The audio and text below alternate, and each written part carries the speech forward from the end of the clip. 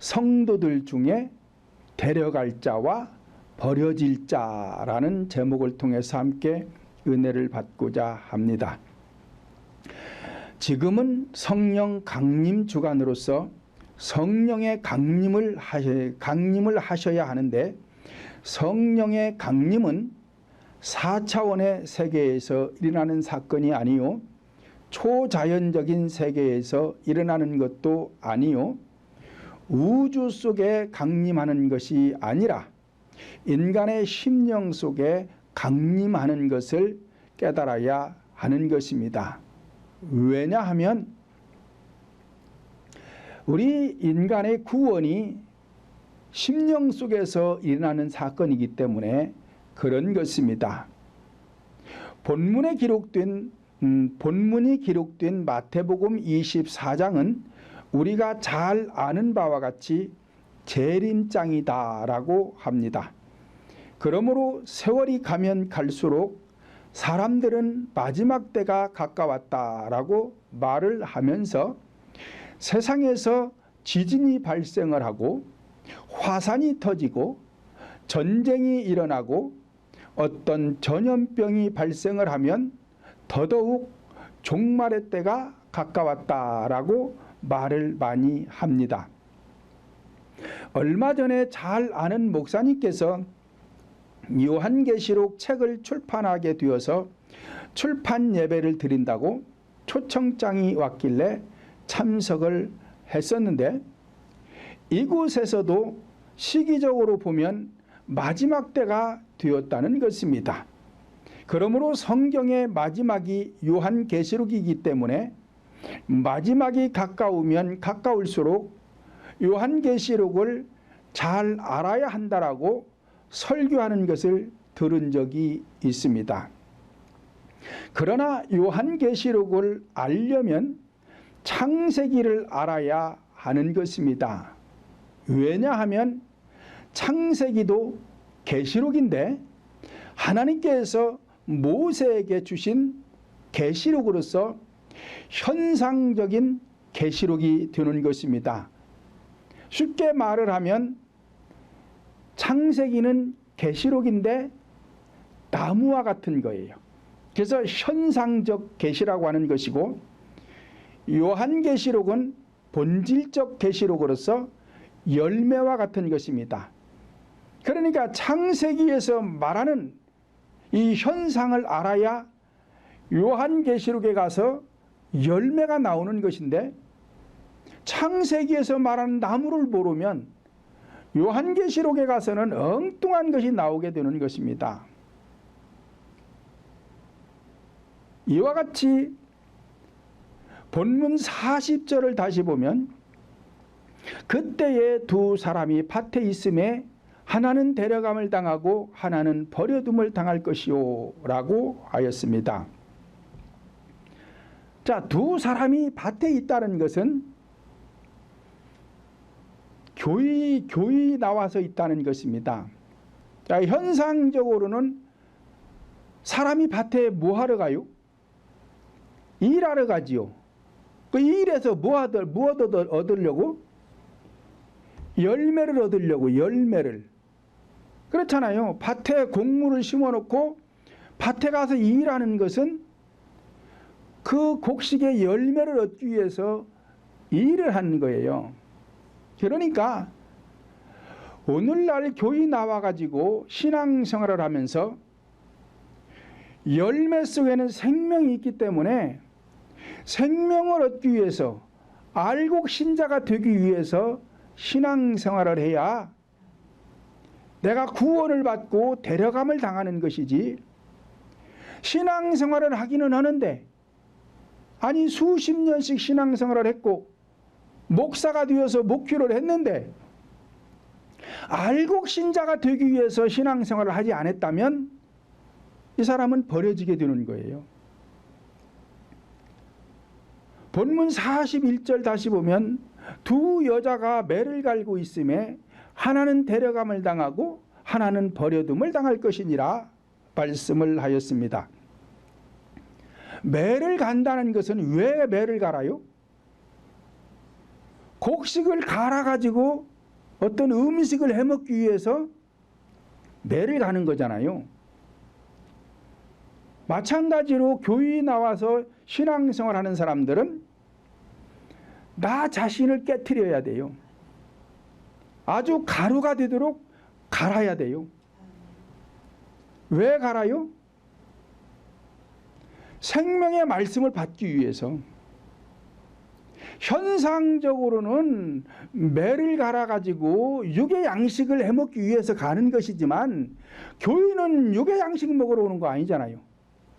교회라는 것은 영적인 양식을 먹기 위해서 교회 나오는 거예요. 그러니까 신앙생활도 영적인 양식을 먹기 위해서 신앙생활을 하려면 내 육의 속성을 갈아야 돼요. 부서뜨려야 돼요. 깨트려야 돼요. 자, 그것을 갖다가 다른 말로 회개한다고 그러는 거예요. 회개한다. 그러니까 철저하게 회개를 해서 내 심령 속에 있는 죄악의 속성을 십자가에 못 박고 죽여야 영의 양식이 돼 영 속에 심령 속에 들어오는 것이지, 그렇지 않으면 들어오지가 않습니다. 그러니까 영적인 양식을, 생명의 말씀을 받기 위해서 신앙생활을 해야 내가 구원을 받고 데려감을 당하는 것이지, 그렇지 않으면은 버려지게 되는 거예요. 천국 못 간다 이 말이죠. 다시 말씀드리면 믿는 성도들과 불신자들을 말하는 것이 아니라 교회에 나와 신앙생활을 하는 성도들 중에 어떤 성도들은 구원을 받아 하나님께로부터 데려감을 당하고 어떤 성도들은 신앙생활을 하였지만 구원을 받지 못하여 버려지게 된다는 점을 우리 성도들은 명심해야 하는 것입니다. 그렇다면 두 사람의 차이는 무엇인가? 회개를 철저히 하느냐 안 하느냐의 차이가 있는 거예요. 그러니까 우리 성도들이 천국 가기 위해서는 성경을 몰라서 천국 못 가는 게 아니에요. 지금 성도들이 성경은 너무나 잘 압니다. 성경 안 읽어도 공예배에 참석만 5년 10년씩 하면 성경 잘 알아요. 그런데 이 성경을 몰라서 천국 못 가는 게 아니라 회개를 하지 않아서 천국을 못 가는 거예요. 그런데 이 회개라는 것도 대충 적당히 입으로 하는 회개 가지고는 천국 갈래야 갈 수가 없어요. 우리 교회처럼 영으로 마음으로 회개하는 방법을 가르쳐 줘야 돼요. 그래서 우리 교회처럼 영으로 마음으로 회개하니까 성령께서 응답을 하시잖아요. 그래서 여러분들 심령 속에 있는 죄악의 속성들이 십자가에 못 박아 죽여지잖아요. 자꾸 죽고 죽여지니까 세월이 가면 갈수록 여러분들이 변하잖아요. 악한 심령이 선한 성품으로 변하잖아요. 자, 이렇게 바뀌어야 천국도 가는 것이지, 신앙생활을 20년 30년씩 했어요. 아니 목회한 지가 30년 40년이 됐는데도 바뀌지가 않아. 혈기를 그냥 가지고 있어요. 교만을 그냥 가지고 있어요. 미움을 그냥 가지고 있어요. 짜증을 그냥 가지고 있어요. 원망 불평을 그냥 가지고 있어요. 욕심을 그냥 가지고 있어요. 시기 질투를 그냥 가지고 있어요. 그래가지고 어떻게 천국을 가요? 천국 못 가는 거예요. 그러니까 성경을 몰라서 천국 못 가는 것이 아니라 회개를 철저히 하지 아니하면 천국을 갈 수가 없는 것입니다. 그런데 어떤 분들은 교회만 나오면 구원을 받는 것처럼 말하는 분들도 있습니다. 그러나 성경을 보면 교회에 나와 신앙생활을 했지만 구원을 받지 못할 자가 많다라고 성경은 계속해서 말씀을 하고 있습니다. 마태복음 25장 1절 이하로 보면 10처녀의 비유가 기록되어 있는데 슬기로운 5처녀와 미련한 5처녀가 기록되어 있습니다. 자, 이 10처녀라는 것은 숫자적으로 10명을 말하는 것이 아니라 교회에 나온 모든 성도들을 열처녀다라고 하는 거예요. 왜냐?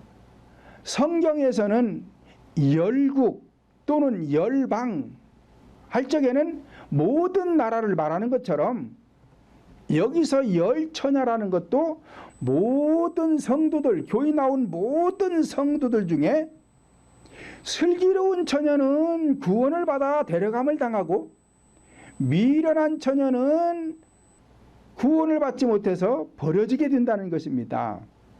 그러면 왜 슬기롭고 미련하느냐? 철저하게 회개하는 성도들은 슬기로운 자들이 되는 것이고, 회개하지 않는 자들은 미련한 자들이 되어가지고 구원을 받을 수가 없는 것입니다. 누가복음 13장 24절을 보면 구원받기를 힘쓰라, 들어가려 하지만 들어가지 못하는 자가 많으리라, 예수님이 말씀을 하셨습니다. 그러니까 교회 나왔다고 해서, 아니 목사님이 되었다고 해서, 아니 목회학 박사, 신학 박사가 됐다고 해서 천국 가는 거 아니에요. 그런데 어떤 사람들은 영접기도 시켜주고 구원받았다고 그러고, 물세례 베풀고 구원받았다고 그러고, 또 어떤 사람들은 믿으면 된다, 구원받은 줄로 믿어라, 확신을 가져라, 이렇게 가르치는 사람들이 있는데, 자, 이런 사람들은 지금 뭘 몰라도 한참 모르고 있는 거예요. 이와 같이 두 사람이나 두 여자라는 것은 교회에 나온 모든 성도들 중에 어떤 성도들은 구원을 받아 데려감을 당하고 어떤 성도들은 구원을 받지 못하여서 버려지게 된다는 것입니다.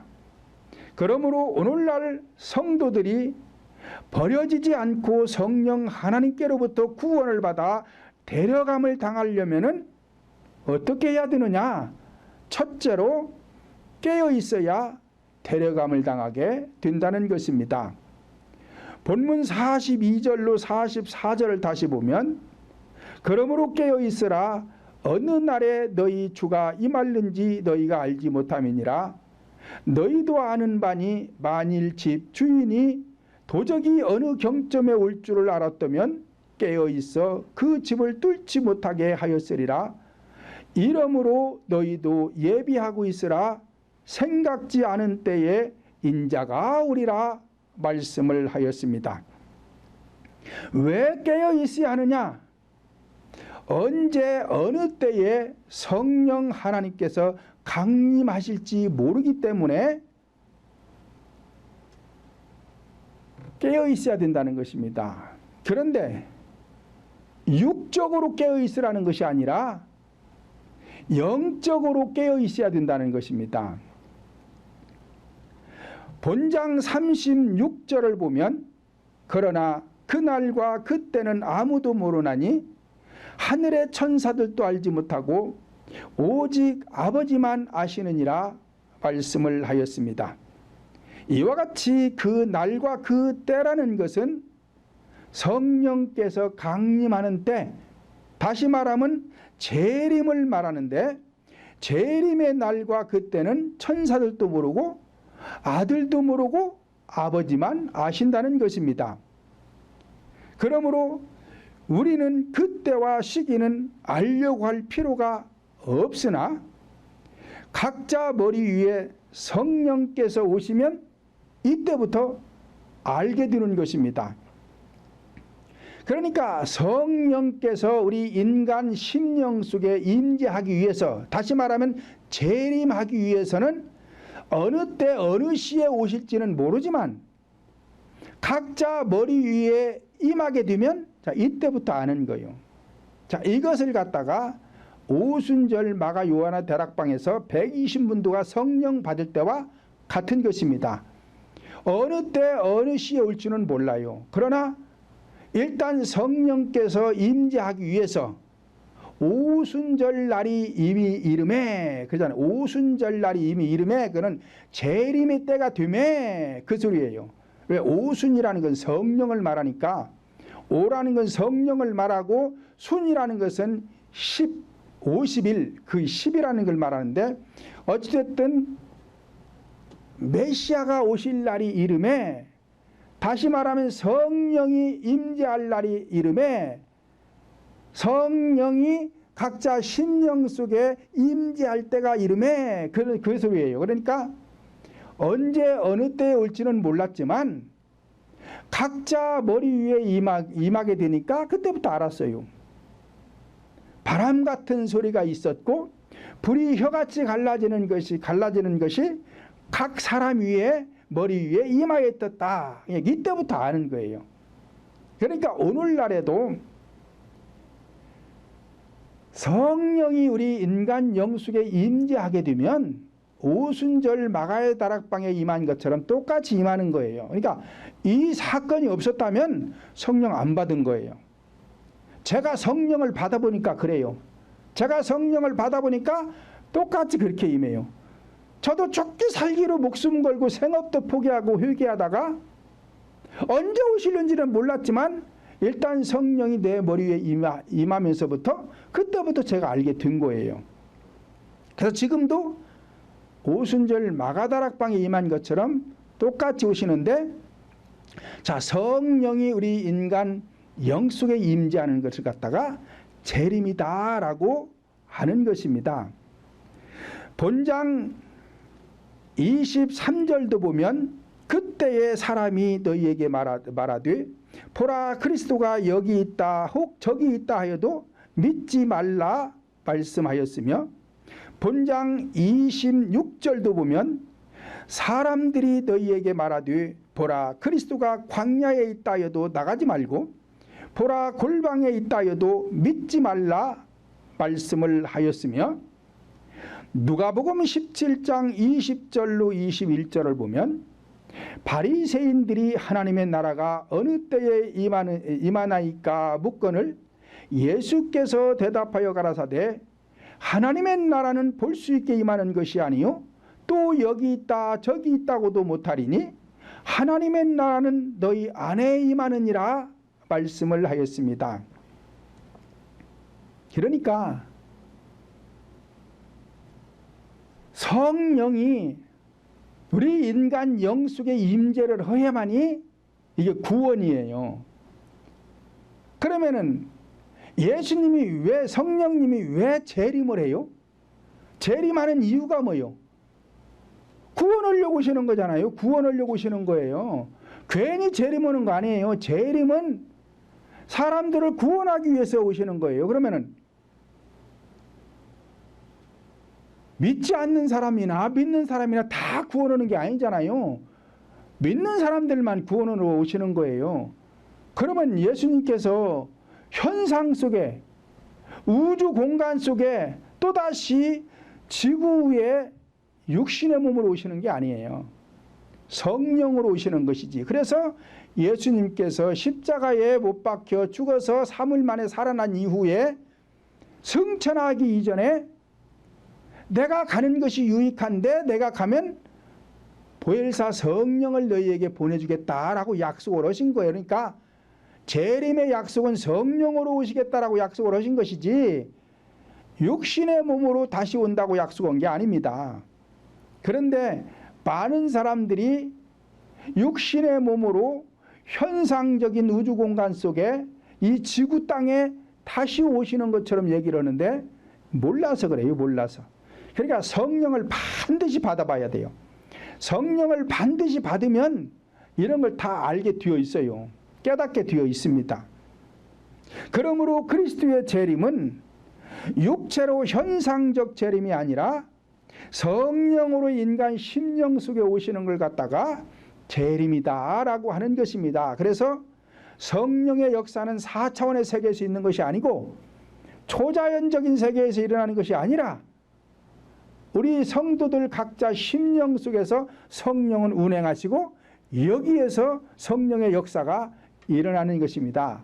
그러니까 내 안에서 성령의 역사가 일어나니까 제가 손을 얹고 기도하면 악령이 떠나가잖아요. 그러니까 4차원의 세계에서 일어나는 거 아니에요. 초자연적인 세계에서 일어나는 것도 아니에요. 성령을 받고 마음의 지경을 넓혀서 믿음이 성장을 하게 되면 하나님께서 능력을 주세요. 그 능력이 다른 데서 운행하는 것이 아니라 능력 받은 사람 그 심령 속에서 운행을 하는 거예요. 그래서 손을 얹고 기도하면, 아니면은 입으로 명령을 하면 악령이 떠나가게 되는 것입니다. 그러므로 초림의 예수님은 육신의 몸으로 유대 땅 베들레헴에 오셨지만 재림의 예수는 즉 성령으로서 인간의 본질인 심령 속에 오시는 것입니다.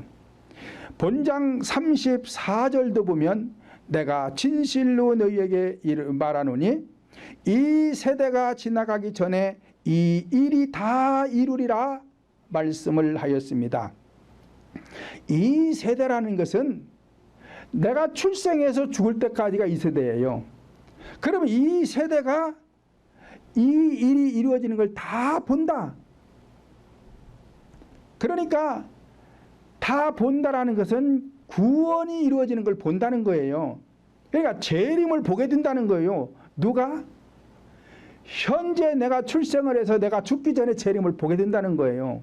그러니까 재림이라는 것은 막연하게 앞으로 수천 년, 수만 년 전에 후에 오는 것이 아니라 이미 재림을 하셨고, 어떤 사람에게는 이미 재림을 했고, 지금 현재도 재림을 하고 계시고 앞으로도 재림을 하고 있는 것이지 아직 재림을 안 한 게 아니에요. 이미 성령을 받은 사람들은 그 심령 속에 이미 재림이 된 거예요. 그리고 누군가는 열심히 회개하고 있으면 계속 오고 계시는 것이고 가까이 오시는 것이고, 그래서 그 날을 예비하고 있으라 그러잖아요. 본문 44절에서 그러므로 너희도 예비하고 있으라, 생각지 않은 때에 오리라. 예배한다는 것은 깨어 있으라는 거예요. 그러니까 깨어서 영으로 마음으로 철저히 회개하는 사람은 깨어 있는 사람이고, 회개하는 사람은 지금 길을 예배하는 것이고, 길을 예배하고 있으니 성령님은 나에게로 계속 가까이 오시고 계시는 것입니다. 그러므로 영혼이 깨어 있어야 한다는 말씀인데, 만약 현상적인 재림이 이루어진다면 사람들이 모를 리가 없으며 육적으로는 잠자고 있을 사람이 아무도 없는 것입니다. 본장 30절로 31절을 보면 그때에 인자의 징조가 하늘에서 보이겠고 그때에 땅의 모든 족속들이 통곡하며 그들이 인자가 구름을 타고 능력과 큰 영광으로 오는 것을 보리라. 저가 큰 나팔 소리와 함께 천사들을 보내리니 저희가 그 택하신 자들을 하늘 이 끝에서 저 끝까지 사방에서 모으리라 말씀을 하였습니다. 그러니까 여기서도 하늘이라는 것은 현상적 하늘을 말하는 게 아니에요. 본질적 하늘을 말하는데, 본질적 하늘이라는 것은 인간의 영을 두고 하늘이라고 그러는 거예요. 왜? 영의 세계를 하늘이라고 그러니까. 그러니까 그때의 인자의 징조가 하늘에서 보이겠고 각자 심령 속에 보인다는 거예요. 그러니까 인자의 징조, 오순절 마가의 다락방에서 성령을 받기 전에 머리 위에 임했잖아요. 그래서 바람 같은 소리가 있었고 불이 혀같이 갈라지는 것이 보였잖아요. 이게 징조예요. 이게 징조. 자, 이 징조를 통해서 하늘의 영 속에 성령이 임재하게 되면 그때에 땅의 모든 족속들이 통곡하며 그들이 인자가 구름을 타고 능력과 큰 영광으로 오는 것을 보리라 말씀을 하였습니다. 그러니까 현상 속에서 일어나는 것을 본다는 게 아니라, 왜? 하나님의 나라는 볼 수 있게 임하는 것이 아니라 그랬잖아요. 그러니까 하나님의 나라는 다시 말하면 재림은 육신의 몸으로 오시는 것이 아니라 영으로 영 속에 오시는 거예요. 그러니까 성령이 우리 인간 영 속에 임재함으로 인해서 땅의 모든 족속들이라는 것은 내 마음 땅에 있는 이 악의 영들을 말하는 거예요. 이 악의 영들이 보게 된다. 그래서 인자가 구름을 타고 능력과 큰 영광으로 오는 것을 보게 되는데,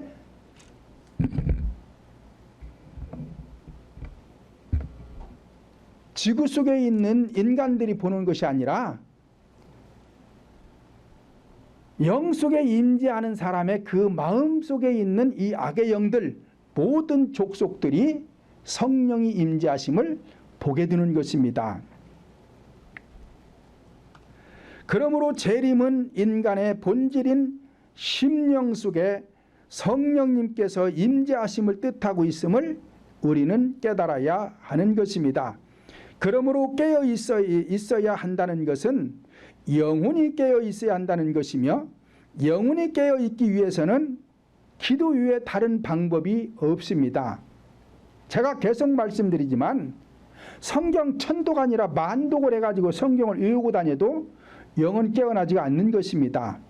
골로새서 4장 2절을 보면 기도를 항상 힘쓰고 기도에 감사함으로 깨어 있으라 말씀을 하였습니다. 그러므로 영과 혼이 깨어 있으려면 영으로 마음으로 회개 기도를 하는 자만이 영혼이 깨어 있을 수가 있는 것이지, 영으로 마음으로 기도할 줄 모르는 사람은 아무리 기도해도 영혼이 깨어 있을 수가 없습니다. 그래서 이 사람들은 구원을 받을 수가 없는 거예요.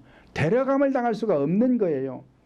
그래서 사도 바울이 고린도전서 15장 14절에서 내가 영으로 기도하고 또 마음으로 기도하며 내가 영으로 찬미하고 또 마음으로 찬미하리라 말씀을 하였습니다. 그러니까 영으로 마음으로 기도할 줄 모르면 내 영이 깨어 있을 수가 없어요. 그래서 반드시 기도를 하되 영으로 마음으로 기도할 줄 아는 사람만이 이 영혼이 깨어 있어서 구원을 받아 데려감을 당할 수가 있는 것입니다. 마태복음 26장 41절 보면 시험에 들지 않게 깨어 기도하라 마음에는 원이로되 육신이 약하도다 라고 하였으며, 누가복음 21장 36절을 보면 이러므로 너희는 장차 올 모든 일을 능히 피하고 인자 앞에 서도록 항상 기도하며 깨어 있으라 말씀을 하였습니다.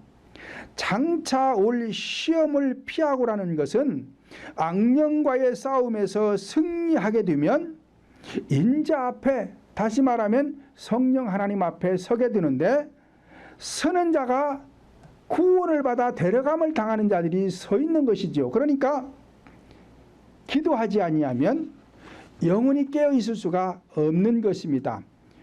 두 번째로는 때에 맞는 영의 양식을 먹을 때에 데려감을 당하는 것입니다. 본문 45절 다시 보면 충성되고 지혜 있는 종이 되어 주인에게 그 집 사람을 맡아 때를 따라 양식을 나눠줄 자가 누구뇨? 라고 하였습니다. 그러니까 종이라는 것은 오늘날 교회 지도자를 말하는 것인데, 하나님의 지혜가 있어야 되고 충성할 수가 있는데, 그 충성은 때를 따라 양식을 나눠주는 것이 충성이라는 것입니다.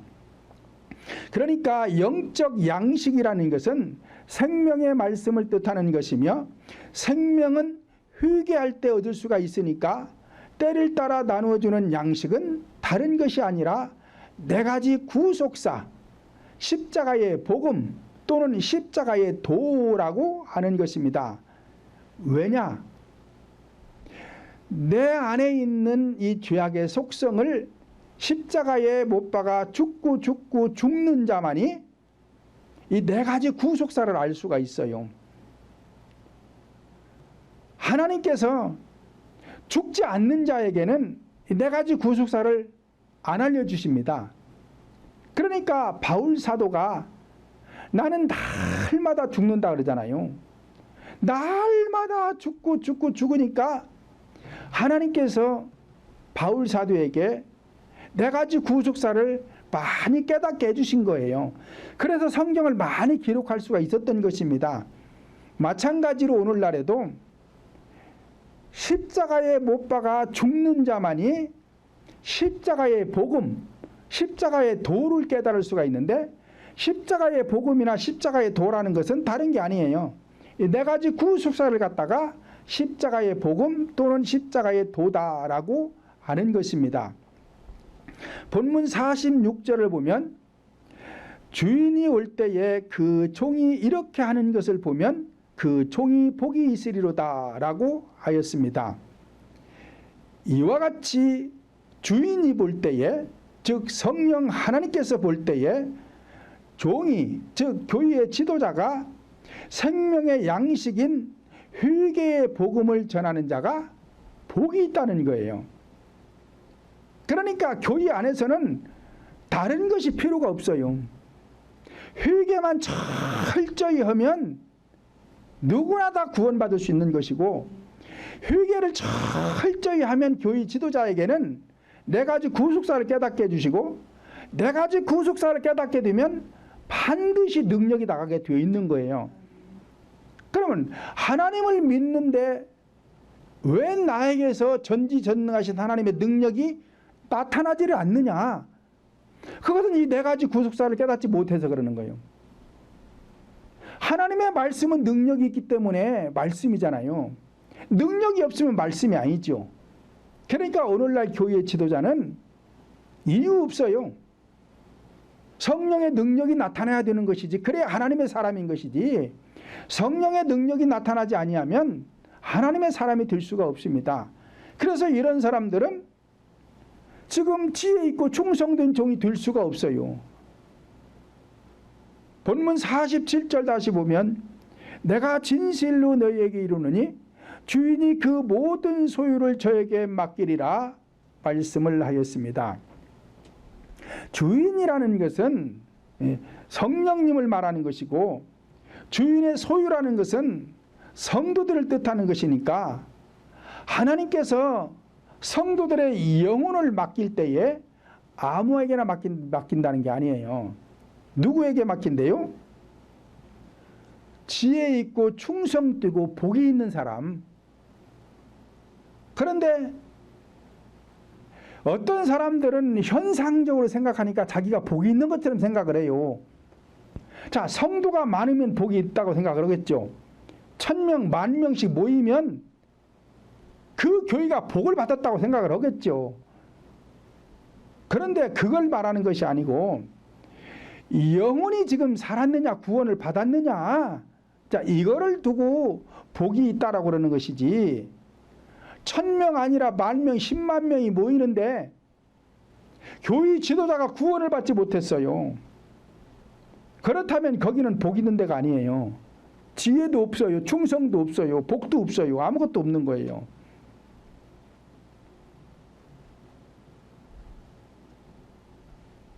그래서 하나님께서는 모세에게 이스라엘 백성들을 맡겼어요. 왜요? 모세가 복이 있는 사람이니까. 모세는 하나님의 능력을 받은 사람이잖아요. 교회 안에서 복이라는 것은 능력이 복인 거예요. 그렇잖아요. 능력이 복인 것이지 다른 게 복이 아니에요. 능력이 있으면 말씀이 있다는 것이고, 말씀이 있으면 믿음이 있다는 것이고, 믿음이 있으면 능력이 있다는 것이고, 그래서 말씀과 믿음과 능력은 삼위일체예요. 이건 유기적인 관계입니다. 그래서 교회에서는 반드시 네 가지 구속사가 있다면 능력이 나타나는 것이고, 능력이 나타난다면 믿음이 있는 것이고, 믿음이 있으면 말씀이 있는 거예요.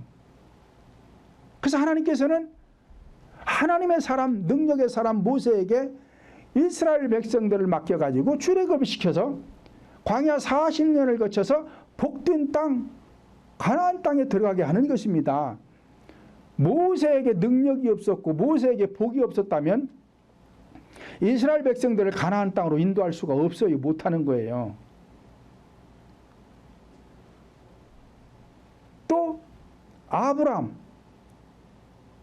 아브라함은 하나님께서 믿음의 조상으로 세워졌잖아요. 그래가지고 하나님이 하시는 일을 아브라함에게는 숨기지 않겠다 그랬어요. 다 말하겠다는 것이죠. 그러면서 아브라함을 축복하는 자는 축복을 하고 아브라함을 저주하는 자는 내가 저주하겠다 그러잖아요. 그러니 얼마나 복을 받은 사람이에요, 아브라함이. 그러니까 이 믿음의 조상으로부터 믿음의 자녀들이 나오는 거예요. 믿음의 자녀가 나왔다는 건 뭐예요? 구원받았다는 얘기죠. 그러니까 오늘날에도 모세와 같은 능력자, 아브라함과 같은 믿음의 조상을 만나야 성도들이 믿음으로 구원을 받아 천국 데려감을 당하는 것이지, 아무데나 가가지고 신앙생활 한다고 천국 가는 거 아니에요. 그리고 다윗에게 이스라엘 백성을 맡겼어요. 왜 다윗에게 맡겼어요? 다윗은 싸움꾼이에요. 골리앗을 때려잡았어요. 그리고 나서 다윗이 왕 위에 오르고 난 뒤에 주변 국가들이 이스라엘을 침공하지 못해요. 침공해서 오기만 하면 다 물리칩니다. 다 이겨요. 한 번도 전쟁에서 패한 적이 없어요. 그러니까 이스라엘 나라가 다윗이 왕위에 있는 동안에 태평성대를 누리잖아요. 마찬가지로 오늘날에도 교회 지도자는 능력자가 있어야 돼요. 능력을 갖춰가지고 악한 영들이 성도들을 침공해 오면 다 때려잡아버리면 돼요. 다 물리쳐주면 된다 이 말이요. 어떤 난치병, 불치병 같은 게 오면 성령의 능력으로 내쫓아버리면 되잖아요. 맨날 우울해가지고 오늘 죽느니 내일 죽느니 약 먹고 죽느니 떨어져 죽느니 이런 사람들 병마를 몰아내버리면 되잖아요. 이것이 다윗이 이방 나라들이 쳐들어오면 싸움을 해서 이긴 것처럼 오늘날의 교회 지도자는 다윗과 같아가지고 악한 영들이 성도들을 침공해 오면 성도들을 침공해 온 악한 영들을 쫓아내면 되는 거예요. 그러면 이 나라, 교회 태평할 거 아니에요. 그러면 성도들이 마음의 평안을 얻고 날마다 기쁘고 즐거움 속에서 사니까 행복한 인생을 살 수가 있잖아요. 자, 이렇게 하라는 거예요. 그때에 모세만 그렇게 하고 아브라함만 그렇게 하고 다윗만 그렇게 한 게 아니고 모세나 아브라함이나 다윗은 오늘날 교회 지도자를 말하는 거예요. 그러니까 교회 지도자는 이렇게 능력을 갖추고 있어야 성도들에게 복을 줄 수 있다는 것이지. 왜? 복을 받았으니 복을 줄 수 있는 것이지. 내가 복이 없는데 누구한테 복을 줘요? 그러니까 주인이 이렇게 하는 자가 복이 있으리로다. 이런 자에게 내 소유를 맡기겠다. 그러는 거예요. 그런데 또 그렇지도 않은 데가 사람들은 많아요 또. 그런데 사실 거기에 복이 있는 것 같은데 복이 없어요. 없는 거예요. 현상적 복은 있을지 모르지만 영적인 복은 없는 것입니다. 요한계시록 2장 10절 하반절을 보면 내가 죽도록 충성하라 그리하면 내가 생명의 면류관을 내게 주리라 말씀을 하였습니다. 그러니까 생명을 받아서 내 심령 속에 마음의 지경을 넓혀가지고 내 마음의 곳간에 알곡이 많이 들어있으면 많은 사람에게 나눠줄 수가 있잖아요. 그러니까 앞에서 두 여자가 밭에 있는데 교회 나왔는데 알곡 성도가 되기 위해서 신앙생활을 해야 내가 천국으로 데려감을 당하는 것이지 알곡 성도가 되지 못하면 버려지게 된다니까요. 그러니까 교회의 지도자는 내가 죽도록 충성하라. 죽도록 충성하라는 것은 죽는 것이 충성이다 그 얘기예요. 그러면은 내가 너에게 생명의 면류관을 주리라. 면류관이라는 것은 적당히 이 우리나라 국가대표가 됐다고 해서 메달 주는 거 아니에요. 거기에서 또 겨뤄야 돼요. 거기서 또 겨뤄서 1등을 해야 메달을 따는 거예요. 그러니까 교회 지도자는 생명을 얻었다고 해서 이게 다 된 게 아니에요. 내 마음의 곳간에 알곡을 많이 채워야 돼요. 그래야 이 곳간의 양식을 여러분들에게 나눠줄 수가 있는 것이지, 그렇지 않으면 줄게 나 먹을 것도 없는데 뭘 주기는 줄 게 없지. 그래서 현상적 충성은 마음을 다하고 뜻을 다하고 힘을 다하여 성도들을 섬기는 것이 되겠지만, 본질적인 충성은 인간의 본질인 마음속에 악한 성품을 죽이는 것이 죽도록 충성하는 것이며, 이와 같은 본질적인 충성이 이루어질 때에 생명의 멸관을 받게 되는 것이며, 생명의 말씀을 받아야 영적인 양식을 먹일 수가 있는 것입니다. 고린도전서 15장 31절 보면, 형제들아 내가 그리스도 예수 우리 주 안에서 가진 바 너희에게 대한 나의 자랑을 두고 단언하노니 나는 달마다 죽는다 말씀을 하였습니다. 그러니까 사도 바울이 자신에게 자랑은 죽는 것이 자랑이라는 거예요. 죽는 것이. 왜 죽는 것이 자랑이에요? 내 안에 있는 죄악의 속성을 십자가에 못 박아 죽고 죽여지면 저절로 내 안에 생명의 말씀이 들어오게 돼 있어요. 들어와서 많은 것을 주니까 자랑하는 것이 자랑. 자랑이라는 것은 그리스도를 자랑한다는 거예요. 다른 것 자랑이 아니라. 그러니까 죽은 자만이 앞에서 제가 말씀드린 대로 네 가지 구속사를 깨달을 수가 있고, 네 가지 구속사를 받아야만이 십자가의 복음, 십자가의 도를 전파해서 여러분들에게 생명의 양식을 나눠줄 수가 있는 것입니다. 이와 같이 사도 바울은 날마다 마음속에 죄악의 성품을 죽여서 생명의 양식을 많이 받았기 때문에 때를 따라 양식을 나눠줄 수가 있었던 것입니다. 그러므로 때를 따라 나누어 줘야 할 생명의 양식은 회개의 복음으로서 네 가지 구속사적인 말씀, 십자가의 복음, 십자가의 도가 되는 것입니다. 구약의 시대를 보면 하나님의 사람 선지자들을 세워 이스라엘 백성들에게 돌아오라 돌아오라 외쳤지만 돌아오지 않았어요. 그러니까 돌아오라 돌아오라는 것은 하나님께 돌아오라는 것이거든요. 그러면 결과적으로 회개하라는 거예요. 돌아오라는 것도 회개하라는 거예요. 왜? 회개하지 아니하면 하나님께 돌아갈 방법이 없습니다. 방법이 없는 거예요. 그러니까 구약에서 돌아오라는 것도 회개하라 회개하라 그러는 것입니다. 세례 요한과 예수님 시대를 보면 마태복음 3장 1절로 2절에서 그때에 세례 요한이 이르러 유대 광야에서 전파하여 가로되 회개하라 천국이 가까웠느니라 말씀하였으며, 마태복음 4장 17절을 보면 이때부터 예수께서 비로소 전파하여 가라사대 회개하라 천국이 가까웠느니라 하시더라 말씀을 하였습니다. 세례 요한은 마지막 선지자예요. 예수님은 시작하는 분이고, 그러니까 시작서 끝까지 회개하라는 거예요. 왜? 회개해야만이 천국 간다니까요. 성경 천독 만독에서 천국 가는 거 아니에요. 그거 천국 못 가요. 회개해야 천국 가는 것이지.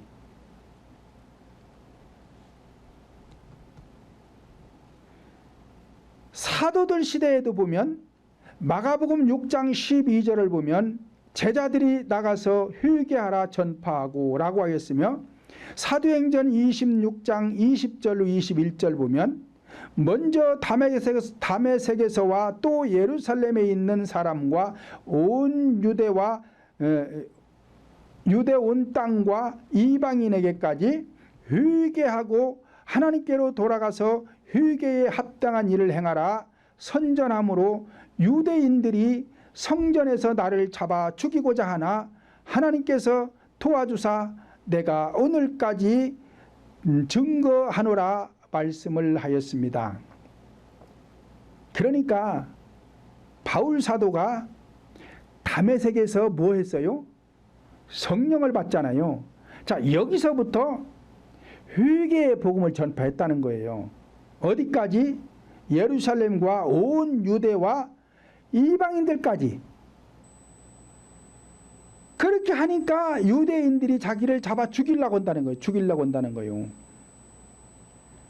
그렇지만 하나님이 도와주셔서 죽지 않고 오늘까지 지금 말씀을 증거한다는 것입니다. 무슨 말씀을 증거한다는 거예요? 회개복음.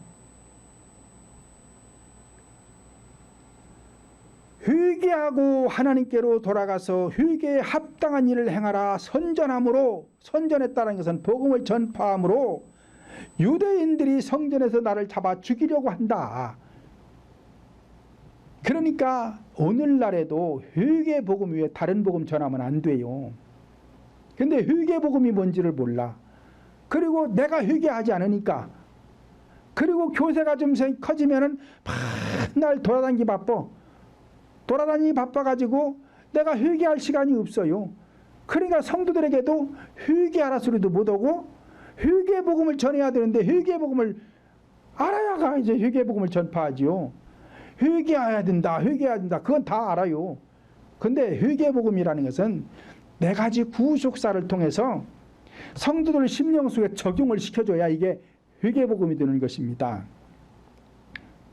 그래서 결국 사도들은 회개복음을 전파하다가 모두가 순교를 당하게 되었던 것입니다. 그러므로 현재나 미래에도 회개복음이요, 요한계시록 3장 19절을 보면 무릇 내가 사랑하는 자를 책망하여 징계하노니 그러므로 내가 열심을 내어 회개하라 말씀을 하였습니다. 그러므로 때를 따라 나누어줄 생명의 양식은 회개복음인 것입니다. 왜냐하면 회개할 때 천국이 임하는 것이며 회개할 때 생명의 말씀을 마음밭에 심겨짐으로 생명의 양식을 성령 하나님께로부터 받을 수가 있으며 회개하는 자는 충성하는 자요 하나님의 지혜가 주어지기 때문에 그렇습니다. 본문 46절을 다시 보면 주인이 올 때에 그 종이 이렇게 하는 것을 보면 그 종이 복이 있으리로다 라고 하였습니다. 주인이 올 때에 종이 이렇게 하는 것을 보면 그 종이 복이 있다는 것인데 어떻게 하는 자가 복이 있다는 것이냐? 회개하는 자. 왜냐? 회개하는 자에게 주인이신 성령님께서 오시기 때문에, 다시 말하면 재림하시기 때문에 복이 있는 자가 되는 것입니다. 세 번째로는 버려질 자는 어떠한 성도들이냐? 본문 48절로 51절 보면 만일 그 악한 종이 마음에 생각하기를 주인이 더디오리라 말씀을 하였습니다. 자, 종이라는 것은 앞에서 말씀드린 대로 교회의 지도자를 종이라고 그러는데 이 종이 생각하기를 주인이 더디온다는 거예요. 그래서 지금 뭘 안 한다는 거예요? 회개하지 않는다는 거예요. 회개하지 않는다는 것은 지금 길을 예비하지 않는다는 거예요. 앞에서 예수님께서 길을 예비하라고 그러잖아요. 44절에서 이러므로 너희도 예비하고 있으라 생각지 않은 때에 인자가 오리라. 예비하라는 것은 뭐요? 길을 예비하라는 거예요. 길을 예비하는 것은 회개하라는 것이고, 자, 회개를 해야 되는데 회개를 안 해. 그러다 보니까 세월이 가가지고 이제 죽을 때가 됐어요. 나이를 먹었어요. 자, 모든 것은 때가 있다 그랬어요. 그래서 이 회개하는 것도 때가 있는 거예요. 왜냐? 영으로 마음으로 회개를 해야 되기 때문에 영으로 마음으로 회개하는 것이 엄청 힘듭니다. 그래서 나이 먹어서 기운 빠지면 회개를 못해요. 그래서 젊어서 해야 되는 거예요. 그래서 이 때를 놓치면 안 되는 것입니다. 49절 보니까 동무들을 때리며 술 친구들로 더불어 먹고 마시게 되면 이라고 하였습니다. 자, 동무들을 때린다는 것은 뭐 한다는 거예요? 마음에 상처를 준다는 거예요. 그러면 교회 안에서 목사님들이 막 험한 말을 하고 욕지거리를 하고 막 혈기 부리고 그런 사람 없어요. 그러면 어떻게 때리냐, 상처를 주느냐? 교회 안에서 주장하면은 때리는 거예요. 주장하는 자세로 목회하면 성도들의 영혼을 때리는 거예요, 이게요. 그래서 상처를 주는 거예요. 그 주장하지 마라 그러잖아요. 권위적이면 또 교세가 좀 커지면은 대부분의 목사님들이 권위적이 됩니다. 주장을 합니다. 자, 이렇게 되면 성도들의 영혼을 때리는 거예요. 그래가지고서는 태장으로 때리는 거예요. 마음에 상처를 주는 거예요. 그러다 보니까 교회에 또 굴림을 하려고 그래. 예수님이 왜 오셨다고 그랬어요? 굴림으로 오셨다고 그랬어요? 섬기러 오셨다고 그랬어요. 섬기러 오셨다고 그랬잖아요. 그러면 섬겨야 되는데 개척해가지고 성도 몇 명 안 될 줄 알아 섬기는 것 같아. 그런데 몇백 명 성도들이 몇백 명 되면은 섬기는 건 그만두고 밖에 돌아다니라고 바쁘고 교회에 굴림하고 있어요. 굴림하고 있어. 섬기는 자가 아니라 굴림하고 있어. 자, 이렇게 되면은 이미 버려졌어요. 여기는 버려졌어요. 그래서 성도들을 때리는 거예요.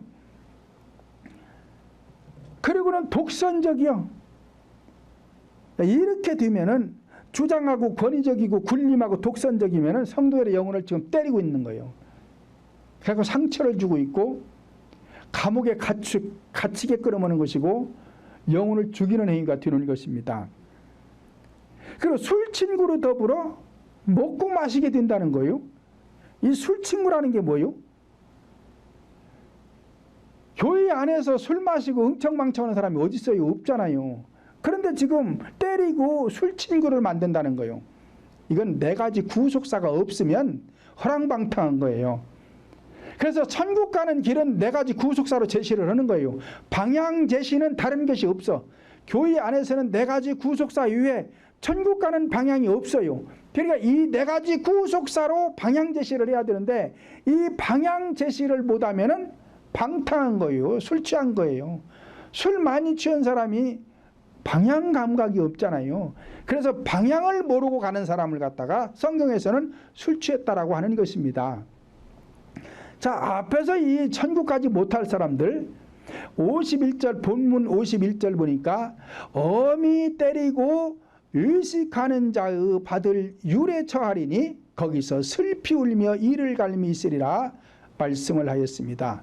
그러니까 결과적으로 천국까지 못하는 교인은 의식하는 자를 말하는 거예요. 의식하는 자. 마태복음 23장 13절에서 화 있을진저 서기관과 바리새인들아 너희는 천국문을 닫고 천국에 들어가지 않으면서 천국 가려 하는 자들도 천국에 못 가게 하는도다 라고 했잖아요. 그러니까 지금 앞에서 말한 대로 때리고 술 친구 만드는 사람들이 천국 가게 하는 거예요. 지금 못 가게 하는 거잖아요. 이게 의식이란 말이에요. 의식. 디모데전서 4장 1절로 2절 보면 의식하는 자는 거짓말하는 자들이고 의식하는 자들은 양심에 화인맞은 자들이고 의식하는 자들은 믿음에서 떠난 자들이고 의식하는 자들은 귀신의 가르침을 쫓는 자들이다 그러잖아요. 그러니까 이 의식을 하면은 천국 갈래야 갈 수 있는 게 아니에요. 그래서 이들은 어두움에 버려져 가지고 거기서 슬피 울며 이를 갈미 있게 되는 것입니다. 그러므로 저와 여러분 모두는 버려지지 않고 천국으로 데려감을 당하는 성도들이 되시기를 예수님의 이름으로 축원을 드립니다.